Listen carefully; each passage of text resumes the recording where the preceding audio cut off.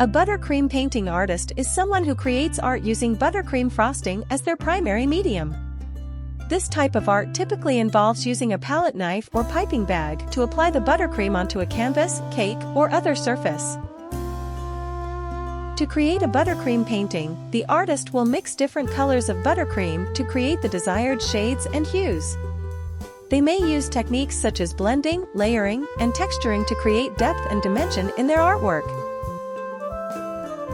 Buttercream painting can be used to create a wide range of subject matter, from landscapes and portraits to abstract designs and patterns. The final result is often highly detailed and intricate, with the buttercream creating a unique texture and finish. Buttercream painting artists may work in a variety of settings, from bakeries and pastry shops to art galleries and exhibitions.